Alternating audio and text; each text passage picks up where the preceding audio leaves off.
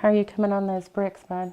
I'm pretty good. Brady Paget likes video games, but a puzzle about a video game? It's a Murrow puzzle with 550 pieces. Well, that's a great way to spend a morning. Me and my mom use teamwork and we like finishing puzzles together. It was a morning like this when Brady talked to his mom about trying to help solve another puzzle. How to help kids like himself with type 1 diabetes. I just like to help people, and it's one of the things I like to do. He talked with his principal at Swift Creek Elementary about starting a fundraiser. It really evolved into a much bigger deal than I thought it would. There was planning, flyers to be printed, money to be collected. But just like working a puzzle, Brady stayed focused. Diabetes will be cured, and there will be a cure, and that's really important. Not just for me, but for everyone with type 1 diabetes.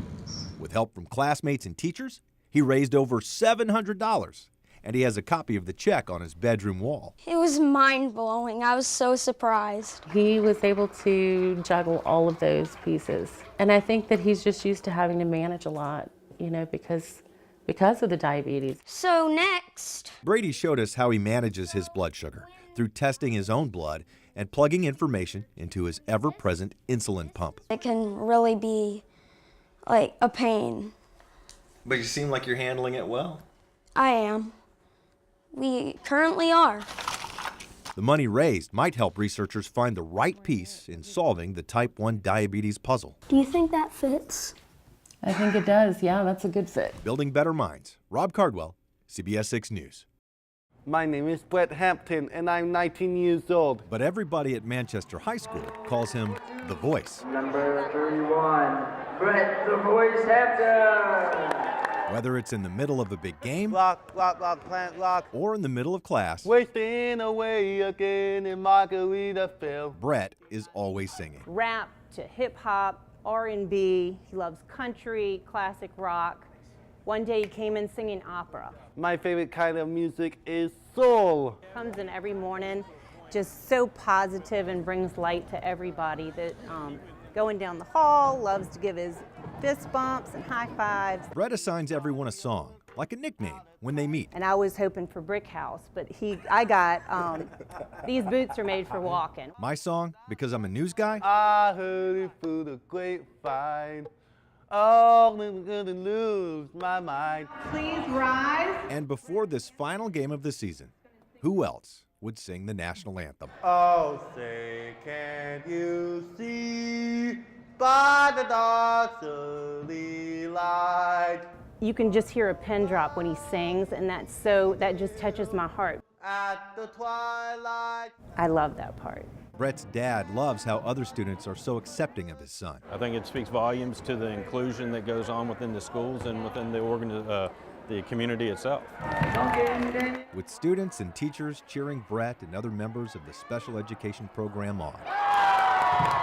We're all learning to look past disability and recognize ability. And the home of the way.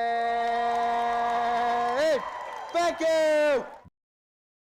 Good practice for hand-eye coordination. What does geometry have to do with ping pong? It'll hit at the right angle so that it doesn't bounce up, it'll just bounce down. Very effective. Can physics help your forehand? But there's not enough time to calculate. Way too fast of a game to calculate. Cameron Sharma doesn't have any ping pong trophies, but the math awards keep multiplying. From the state competition? Cameron's dad is a pretty smart guy too. The engineer with a degree in life sciences runs his own software company. He knew his son had a gift for numbers at the age of 3 when Cameron passed out bingo cards at a family party. He would give out half a dozen cards to everybody. Then he will roll the number, and he knew what number every card had.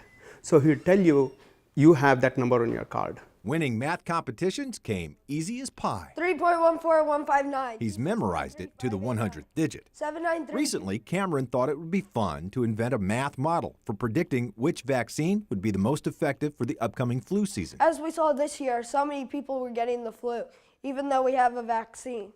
So I thought it'd be interesting to see how I could help to maybe fix that. Cameron's predictions were a perfect match to the Centers for Disease Control model, worthy of a graduate-level thesis. He may follow in his father's footsteps. He's already helping him design a vaccine for MRSA. He'll have time to calculate the best path for himself and his computer-like brain. For now, he's just concentrating on how to beat his sister at ping pong. Building Better Minds. Rob Cardwell, CBS 6 News.